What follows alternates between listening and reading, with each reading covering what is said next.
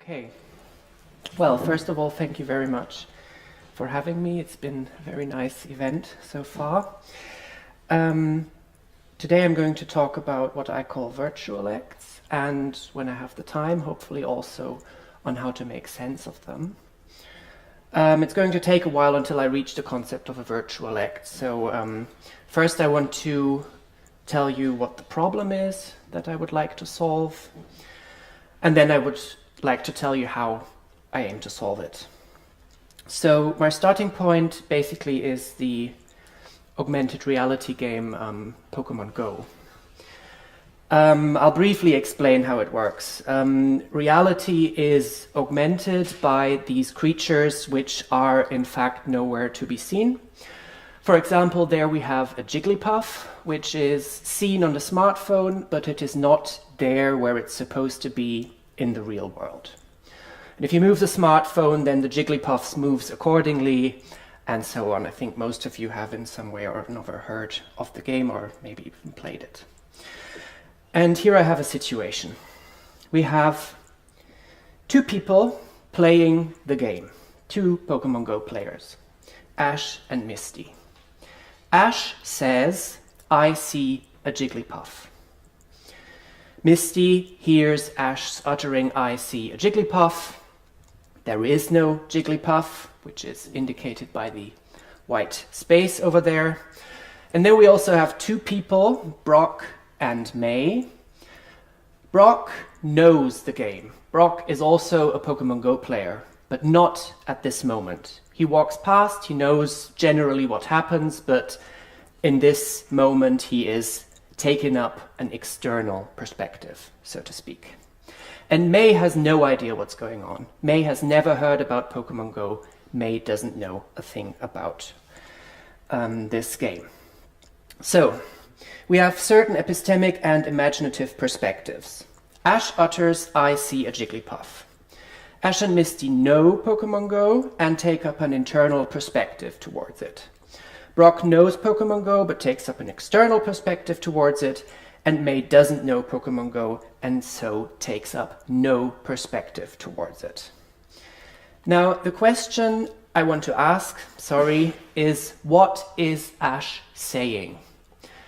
What is Misty understanding? What, if anything, is Brock understanding? And what, if anything, is May understanding, given their different epistemic and imaginative perspectives? So these are the questions. What is the content of this utterance 1? I see a Jigglypuff. As I said, there is an internal perspective and an external perspective. Ash and Misty take up the internal perspective. Brock takes up the external perspective. I shall assume that in playing Pokemon Go players engage in a game of make-believe, in the sense of Kendall Walton. And within this game of make-believe, where Pokemon are caught and trained and so on, this utterance also happens. I shall abbreviate the game of make-believe as grounded by Pokemon Go by this MBPG. So we can sharpen our question a little bit and ask, what is the content of "I see a Jigglypuff" as uttered by Ash in this game of make-believe? And I shall presuppose also truth-conditional semantics. So understanding a sentence involves knowing the conditions under which it is true. So specifying the content of a sentence involves specifying a condition that S imposes on the world, such that S is true just in case the world plays along with this condition, where this condition is generally supposed to be non-linguistic. It's about non-linguistic reality. It's about what this sentence is about, such that the situation obtains, which then basically is a truth maker for the sentence in question. So which truth condition do we have in this scenario? Well, in the game of make-believe, given an utterance context in which Ash is the speaker, one imposes the following truth condition on the world. 1 is true in this game of make-believe, just in case there is an object O, such that Jigglypuff applies to O and Ash sees O in this game of make-believe. But so far this doesn't tell us what non-linguistic reality would have to be about for this sentence to be true, because there's still a linguistic element in the truth condition. It still talks about a word and a word applying to something, and these are of course linguistic notions. So what we need to do is to specify the application condition of Jigglypuff. When does something fall under the concept Jigglypuff, or when is something a Jigglypuff, basically? So we can ask, well, what type of predicate is Jigglypuff? Well, in the game, Pokemon are supposed to be species. Biological species, there's even some kind of evolution going on and stuff like that. So we might suppose that in the game of make-believe, Jigglypuff is the same type of predicate as tiger, for example, is outside of the game of make-believe. And tiger is a species predicate. It refers to a kind of species, or it denotes all tigers.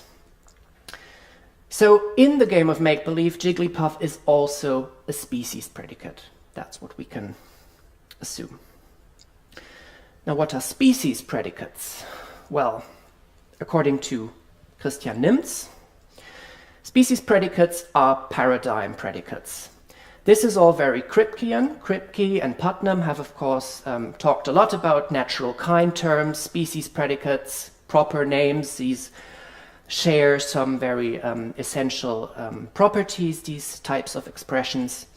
And Nimz generalizes the notion, but the way he generalizes seems to me to be very interesting. So I would like to focus on that here. He says that paradigm predicates have application conditions that are relationally determined, object involving, and actuality dependent, where this is grounded by what he calls a value structure, R-O, actual world, where R is an equivalence relation, O is a set of original samples, well, and we have the actual world as an ingredient. So let's look at the ordinary species predicate tiger. Tiger has a value structure where R is just belonging to the same species as.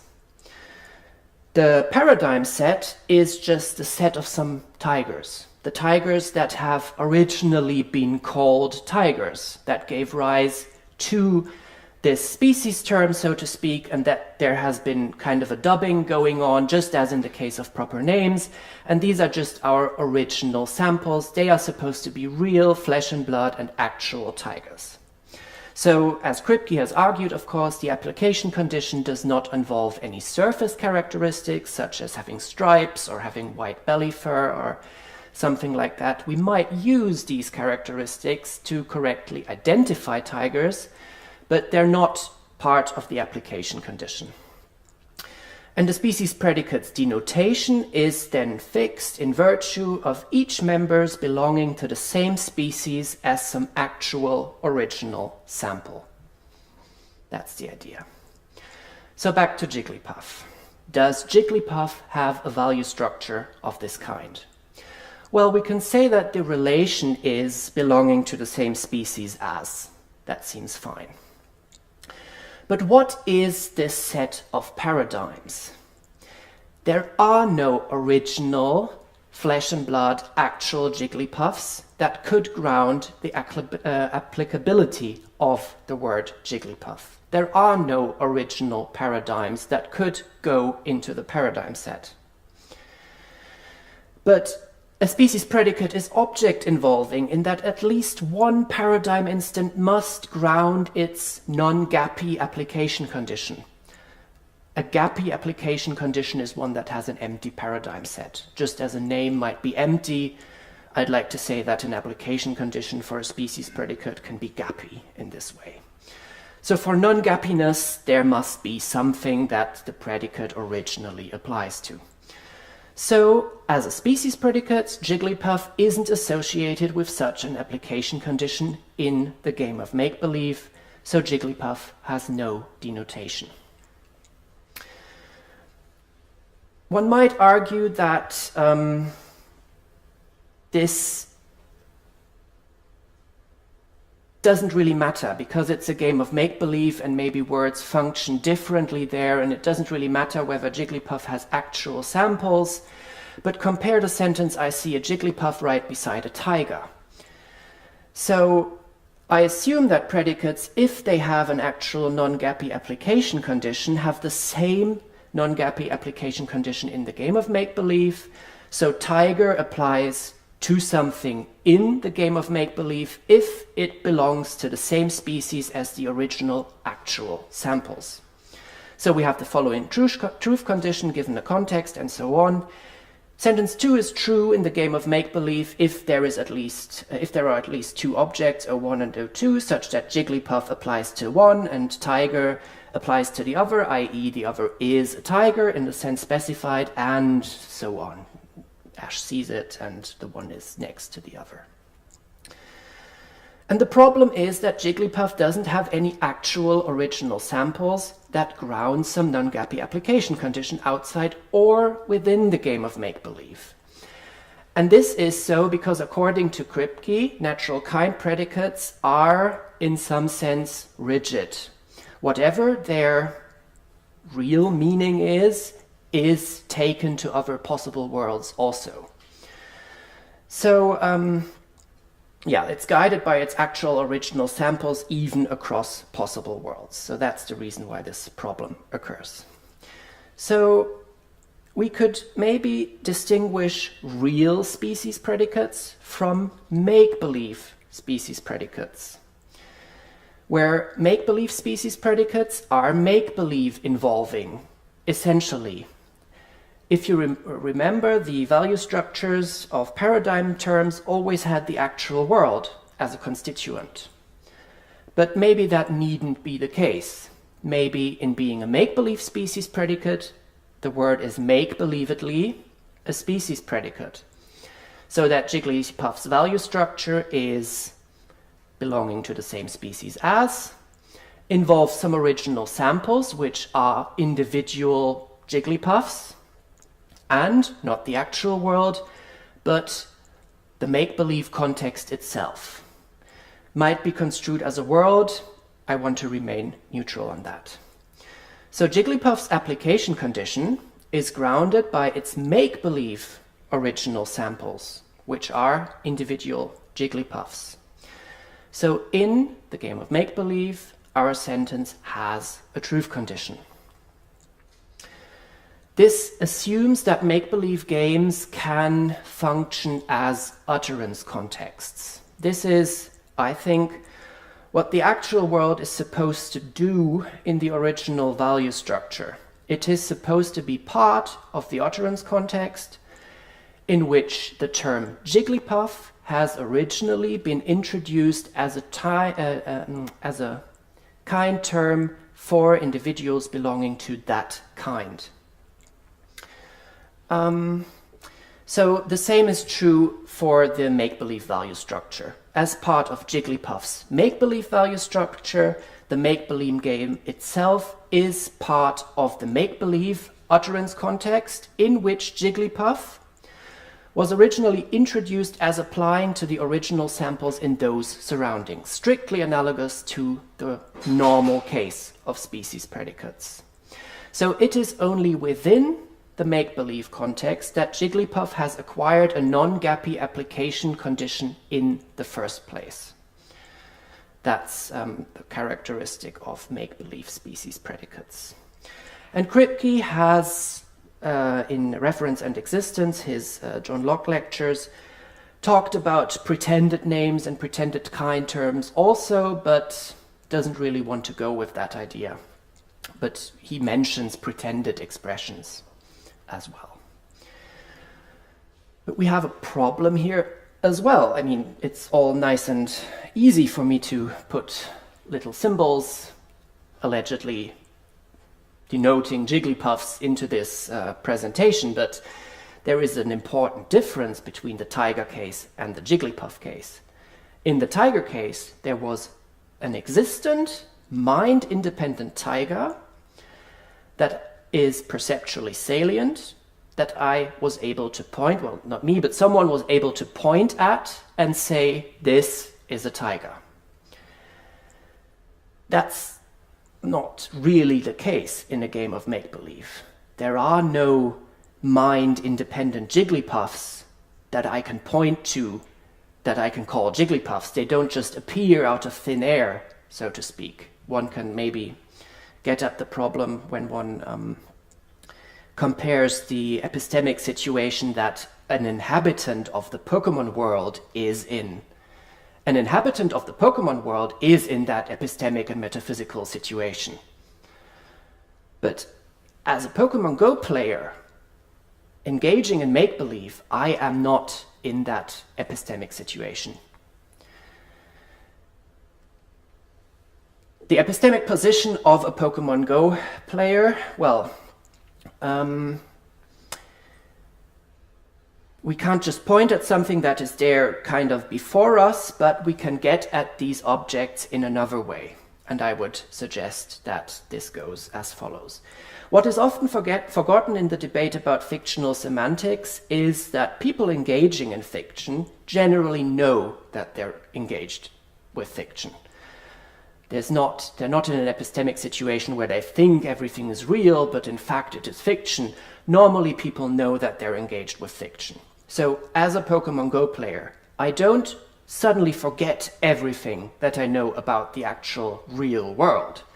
I still know, for example, how Jigglypuffs are characterized by the fiction. And I don't want to say that this characterization, this description, is synonymous with the word Jigglypuff. It is not, Kripke has shown that natural kind terms aren't synonymous with descriptive phrases, but in my epistemic situation, knowing of these descriptions, I can perhaps use them, so to speak, as reference fixers. So this is a meta-semantic condition. I know of these reference fixers, and these reference fixers kind of, for me, fix the reference of these original samples, from which I can then go on to apply the predicate just as I would do in the normal world. So that is the suggestion. So back to our starting point, we know what Ash is saying. He's simply saying that he sees a Jigglypuff. And Misty is also understanding this. We haven't yet said anything about Brock and May, but within the game of make-believe, that's what's happening. What is Ash saying? Well, I said that, and he's doing this in virtue of speaking what I call a Virtualect. So, in the Pokemon Go Virtualect, Jigglypuff is a species predicate, applying to whatever belongs to the same species as some original samples that have been dubbed Jigglypuff in the game of make-believe, understood as an utterance context. To reach these samples, Ash employs his knowledge of Pokemon Go's fictionality and treats external Jigglypuff descriptions as denotation fixers. So in the Pokemon Go Virtualect, in virtue of being a make-believe species predicate, Jigglypuff is meta-semantically dependent on external Jigglypuff descriptions. That's the suggestion. So a Virtualect is a kind of language that people engage in make-believe games, might be generalized for fiction generally, I don't know. But of course we still have ordinary language, ordinary English. Brock and May currently don't speak the Virtualect. So we also need to take up an external perspective. So what is the content of Jigglypuff in English, not in the Pokemon Go Virtualect? Well, Jigglypuff might be said to have a gappy application condition in English. So it determines a gappy content. Just as empty names might determine gappy propositions that are not filled with an entity for which the singular term stands. But then, our sentence, I see a Jigglypuff and I see a Squirtle, given an utterance context, have the same semantic content outside of the Virtualect, because they both have the same gappy application condition. The equivalence relation is the same, the utterance context is the same, and the set of original samples is also the same because it's empty. And this, I think, is correct for May. May has no idea what's going on, and she doesn't understand what they are saying. She doesn't have a linguistic competence. For her, I see a Squirtle and I see its Jigglypuff have the same meaning, no meaning, whatever. Not whatever, no meaning, or agape meaning. So she can't distinguish between these two sentences on semantic grounds. That's what I just said. Finally, what about BRAK? BRAK knows Pokemon Go and takes up an external perspective towards this situation.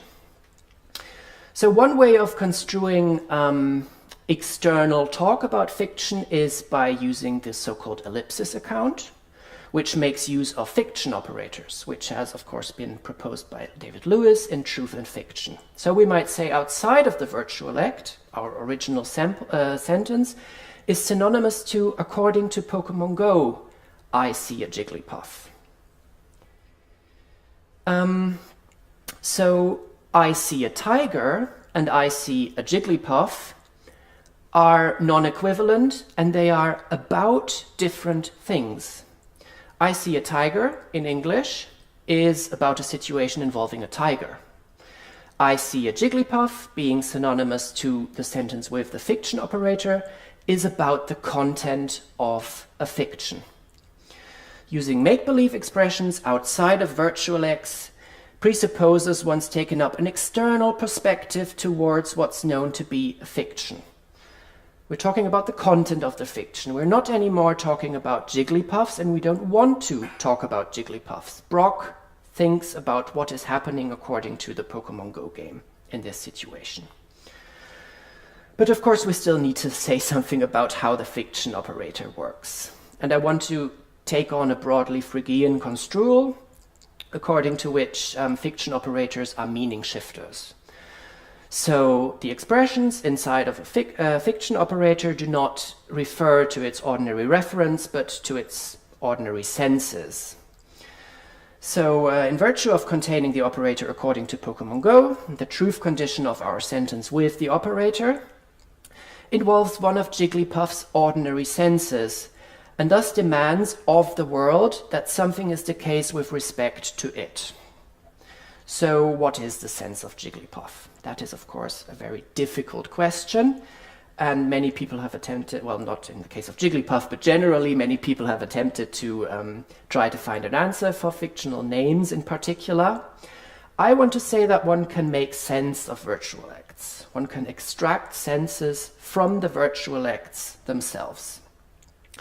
Because as a fiction, Pokemon Go doesn't develop a life of its own, but provides relatively clear-cut conditions of what it is to fall under the predicate Jigglypuff. The external reference fixes, so to speak, are still there. And from within the game of make-believe, Pokemon Go players can access these conditions as denotation fixes for the make-believe original samples of Jigglypuff.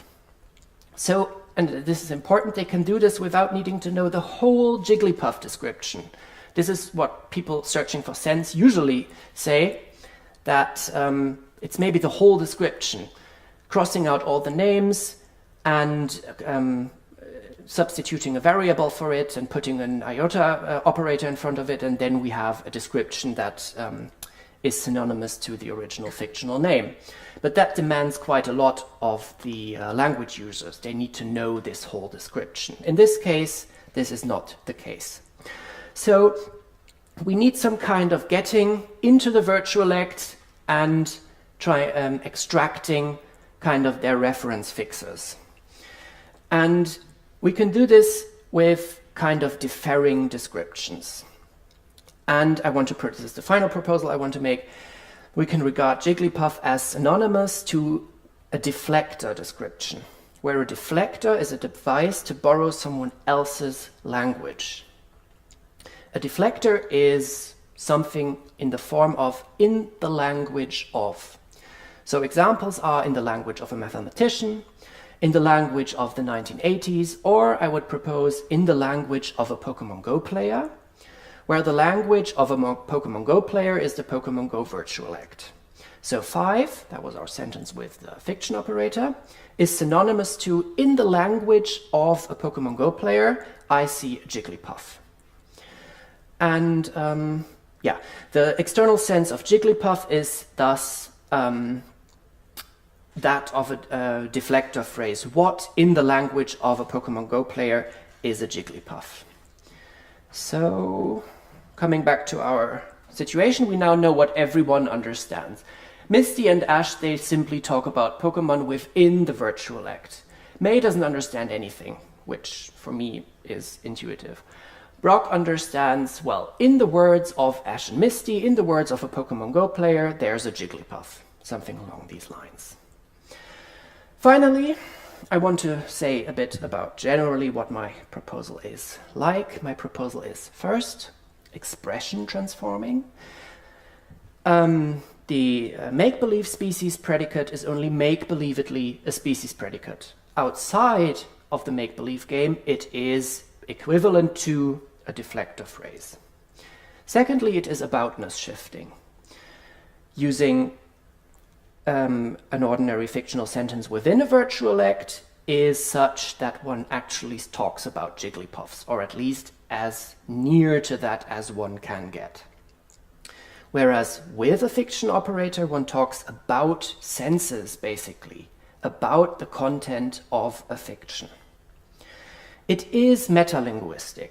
It doesn't involve the expressions themselves, but it involves, so to speak, the semantic values of the expressions as a Virtualect speaker conceives of them. So it is, in a sense, metalinguistic.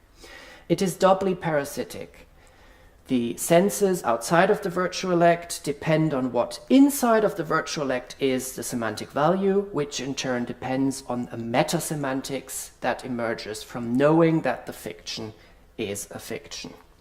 And it is monstrous in the sense of David Kaplan, for the operator is a two-dimensional context-shifting operator, basically. So the fiction operator is a monster. Yes, that's it. Thank you very much.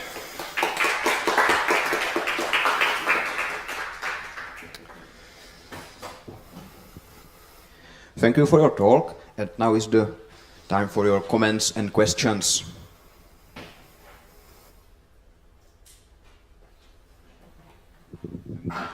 I may have a whole series, but during your talk started wondering about the.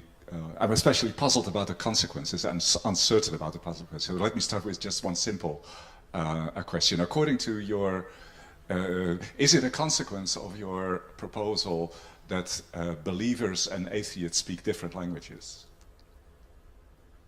Yeah. Okay, I have a I would have a big problem with that.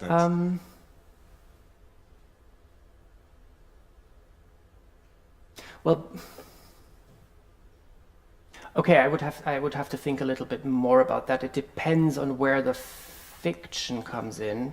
Atheists would have to regard what believers are engaged in as a game of make-believe. Exactly. Which they generally don't. I mean, they regard believers as being wrong, as believing what they're saying, and not as make-believing what they're saying. But what they believe, the non-believers regard as fiction. Or one other question, so that has the same background, Mm-hmm. where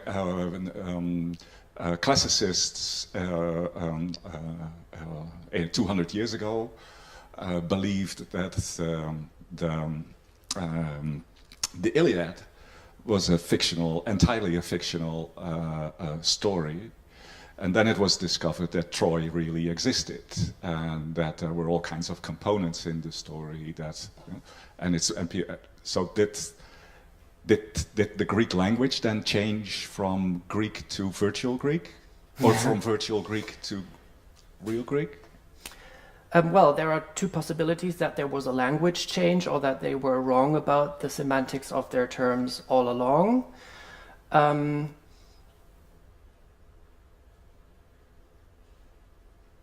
I mean, an essential component here is knowing that it is a fiction.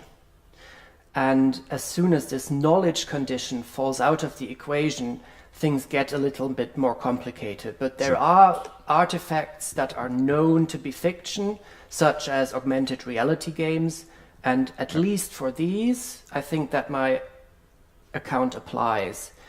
What happens in the case of, I mean, in the atheist believer case, the alternative would be that the atheists think that the believers believe in gappy propositions.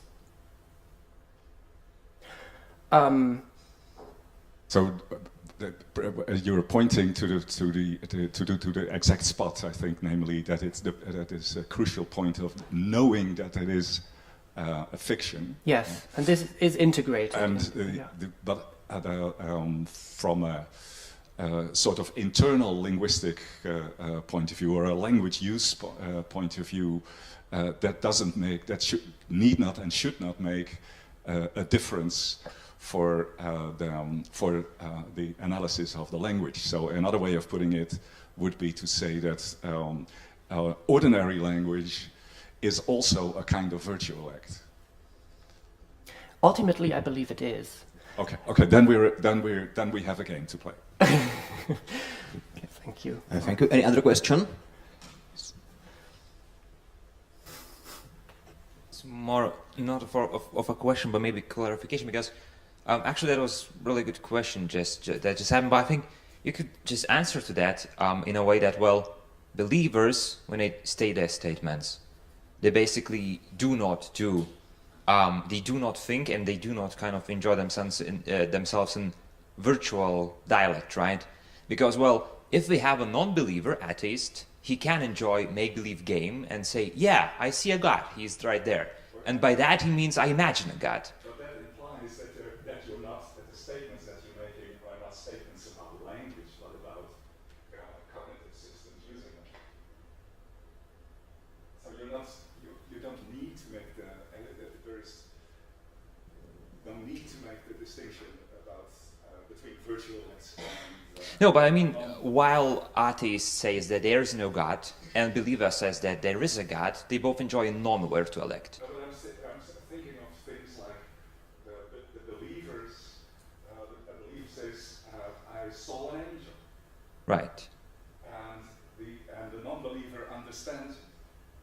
My claim is they speak the same language, namely. Yes, and ultimately this theory can agree on that. And there is no way of.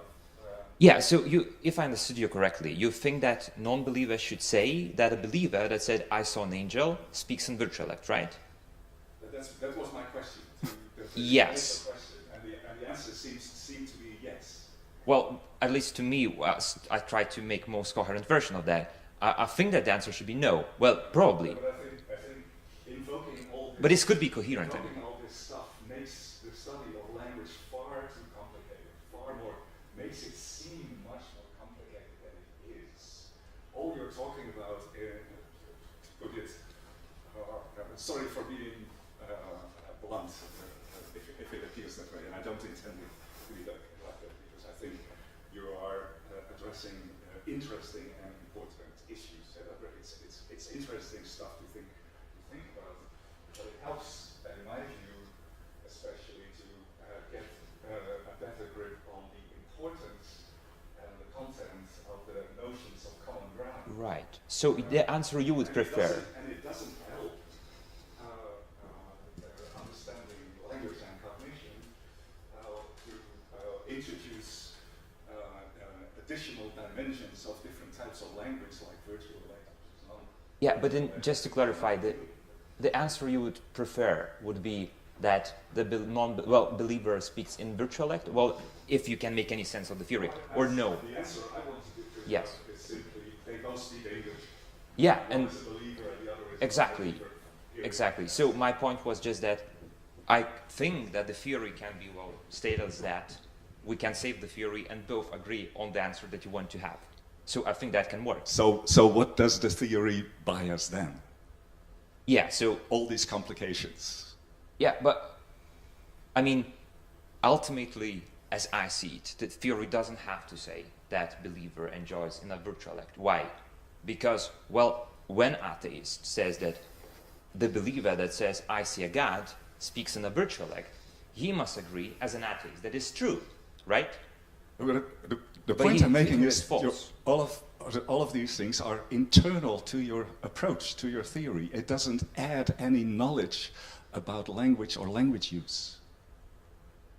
The distinction I'm not between entirely virtual sure act that and we're on the same non-virtual. page, but we can like discuss it further afterwards. Yeah. Well, I'm not prepared to answer that in detail because that must be thought about much more. But I do want to say that this is a philosophical point. It is concerned with truth and whether the things we say are true and in what sense they are true, and in my case, where they are true. And when one reads the literature in philosophy about the semantics of fictional discourse, it is always incredibly complicated. Either one has to have a huge metaphysical construct, one has to explain what fictional entities are, for example, and at some point a huge complication comes in, and the fictional operator accounts, usually working with possible world semantics when it is concerned with truth, also get very complicated very fast. So as far as the complication is concerned, my account is not more complicated than the usual philosophical account of the semantics of fiction. Okay, so thank you once again for your talk. Thank you. And